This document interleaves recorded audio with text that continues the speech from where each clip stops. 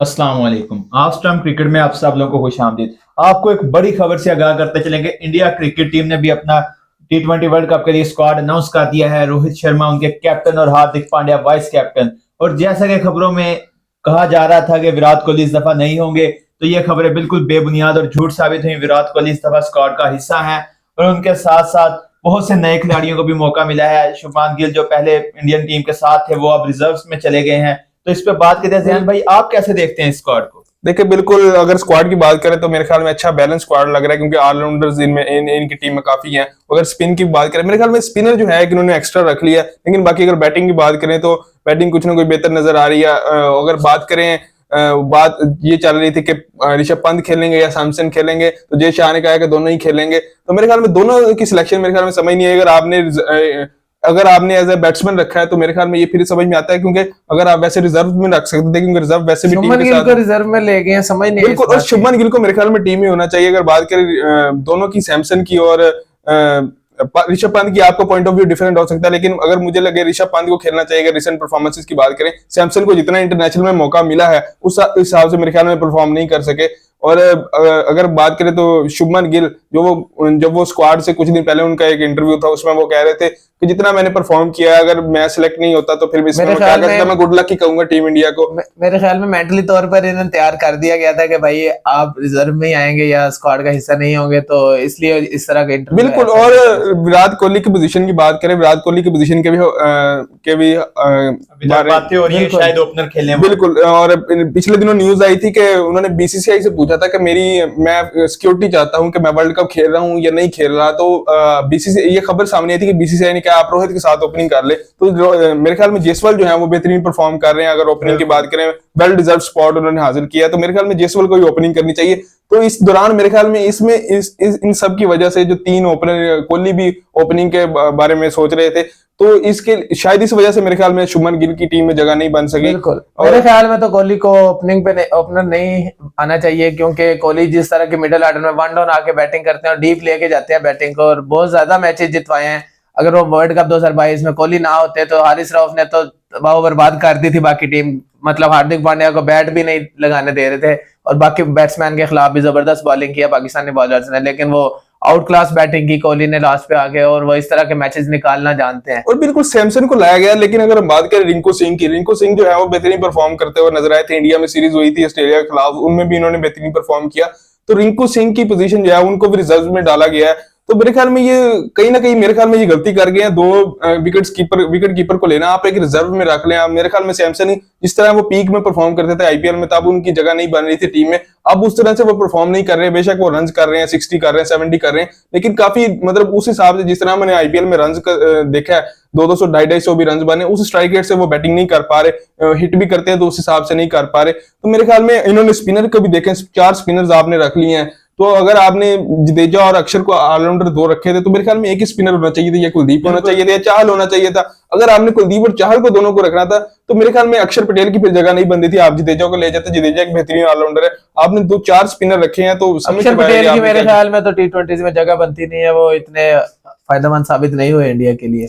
और मैं भी यही देख रहा था कि 3 फास्ट बॉलर हैं, अर्शदीप हैं, जसप्रीत बुमराह है, मोहम्मद सिराज हैं, चौथे हार्दिक पांड्या होंगे कि जिन्हें यूज किया जाएगा सिचुएशन के हिसाब से, और 2 स्पिनर्स खिलाए जाएंगे। तो ये 4 स्पिनर्स वाला भी बात समझ में नहीं आई, और इन्हें शायद कहीं पे एक प्रॉपर फास्ट बॉलर एक्स्ट्रा कर देना चाहिए था। इंडिया की बॉलिंग पे मुझे भी डाउट्स लग रहे हैं, क्योंकि अगर आपके पास एक फास्ट बॉलर एक्स्ट्रा, क्योंकि फास्ट बॉलर्स की इंजरी का पता नहीं चलता, ये अचानक आ जाती हैं। और फॉर्म भी इतने कुछ खास नहीं जा रही मोहम्मद सिराज की भी और अर्शदीप की भी। और अगर रिसेंट वर्ल्ड कप की बात करें, 21 के वर्ल्ड कप में भी नजर आए थे, 4 से 5 स्पिनर रख लिए थे उसमें भी, और यही तकरीबन स्पिनर थे। और 22 की बात करें तो उसमें भी यही स्पिनर थे, अश्विन थे और डिफरेंट थे। तो मेरे ख्याल में इंडिया की टैक्टिक समझ नहीं आती कि हर दफा 4 स्पिनर रख रहे हैं। क्या मतलब है? इससे आप साफ जाहिर होता है कि आपको पता ही नहीं है कि आपके मेन स्पिनर्स कौन है जिनको आपको खिलाना चाहिए। तो आप डिफरेंट 3 से 4 स्पिनर रख लेते हैं सेम कंडीशन सोच के। तो मेरे ख्याल में ये समझ से बाहर आपको एक एज अ 2021 में भी किया था, कभी वो चक्रवर्ती आ रहे हैं, कभी कोई आ रहा है। मेरे ख्याल से जो वेस्ट इंडीज की पिचेस है ना, उसके लिए इंडिया ने स्पिनर ज्यादा कर लिए हैं, लेकिन जब आप यूएसए में जाएंगे तो शायद वहां पे आपको फास्ट बॉलर ज्यादा चाहिए हो। अच्छा, यूएसए की बात कर रहे थे कि आप यूएसए, वो भी कल खबर सामने आई है कि यूएसए और पाकिस्तान जो इंडिया का जो मैच है वहां पे ड्रॉप इन पिच यूज होगी, जो ऑस्ट्रेलिया में तैयार की जा रही है। तो वह मेरे ख्याल में ड्रॉप इन पिचेस है, तो वहां पे स्पिन को मदद मिल सकती है। तो मेरे ख्याल में ये भी हो सकता है कि स्पिनर, अगर वेस्ट इंडीज की पिचेस की बात करें तो वहां पे भी 2 तरह की पिचेस हैं। हमने देखा है कि अगर स्पिन मिल रहा हो, पिच में टर्न मिल रहा हो, तो 130-40 करने भी मुश्किल हो जाते हैं। और अगर हम रिसेंट सीरीज जो हुई है वेस्ट इंडीज और इंग्लैंड की वो देखें तो 267 रन भी स्कोर किए हैं इंग्लैंड ने, और 100 से ज्यादा छक्के लगे हैं 5 मैचेस में।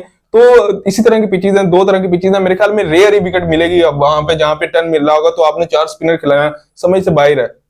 और अगर हम बात करें, ये तो चले हमने स्पिनर्स की बात कर ली, अगर हम बैटिंग की बात करें तो बैटिंग में जो है इनके पास अब विराट कोहली है, रोहित शर्मा है, स्काई है, हार्दिक पांड्या है, और एक और जो है शिवम दुबे को लाया गया है। तो उनकी क्या प्लेइंग 11 में जगह बनती है या नहीं, आप क्या सोचते हैं? देखिए शिवम दुबे को हमने देखा कि चेन्नई की तरफ से वो बेहतरीन परफॉर्म कर रहे हैं, जिस तरह से हार्ड हिटिंग कर रहे हैं, वो एक नए ही प्लेयर बन के उभरे हैं इस सीजन में। तो वो मेरे ख्याल में जिस तरह से हमने हार्ड हिटिंग उनकी देखी है, जिस तरह से वो रन कर रहे हैं, और मेरे ख्याल में बिल्कुल स्पिनर के खिलाफ तो वो खास तौर पर जिस तरह से वो अटैक करते हैं, तो मेरे ख्याल में ये एक बेहतरीन ऑप्शन इनको मिला है। और मेरे ख्याल में ये प्लेइंग 11 का हिस्सा होंगे शायद, जहां तक मुझे लगता है। हमेशा से ही जैन भाई हमने देखा कि इंडिया ने बॉलिंग में स्ट्रगल किया है बड़े स्टेजेस पे, इवेंट्स में, बड़े इवेंट्स में आगे। तो जैसा कि लास्ट वर्ल्ड कप में ट्रेविस हेड ने मार मार के मरकज बना दिया था इनका, तो बॉलिंग पे फोकस करना चाहिए। अर्शदीप सिंह भी, मैंने आगे जैसे बात किया, अर्शदीप सिंह, सिराज कुछ अच्छी फॉर्म में नहीं दिखाई दे रहे। सिराज बिल्कुल, अगर परफॉर्मेंस की बात करें, सिराज हर मैच में मार खाते हुए नजर आ रहे हैं,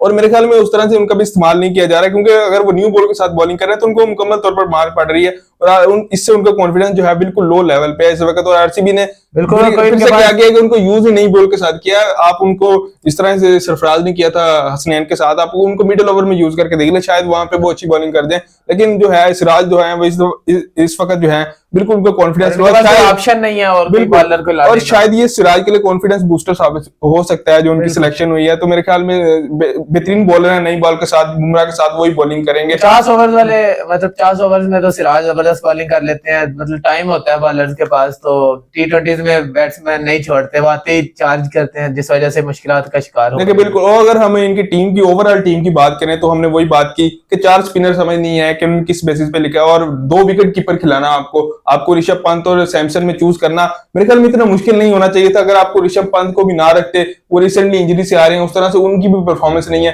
तो आप सैमसन को रख लेते, रिजर्व में एक को रख लेते। मेरे ख्याल में रिंकू सिंह या शुभमन गिल को बैटिंग में होना चाहिए था, दोनों में से एक को। रिंकू सिंह अगर होते तो मेरे ख्याल में ज्यादा फायदेमंद होता। अगर बाकी टीम की बात करें तो मेरे ख्याल में बाकी एक बेहतरीन टीम है इंडिया। मैं तो ये कहता हूँ कि अगर अर्शदीप और सिराज फॉर्म में आए तो पाकिस्तान के मैच के बाद आए, क्योंकि अगर पहले आ गए तो फिर तो हमारे लिए बहुत ज्यादा मुश्किलात बढ़ जाएंगी। तो नाज़रीन, ये था इंडिया का स्क्वाड। तो आपकी स्क्वाड पे क्या राय है? आप कहाँ पे कोहली को किस नंबर पे खेलना देखना चाहते हैं?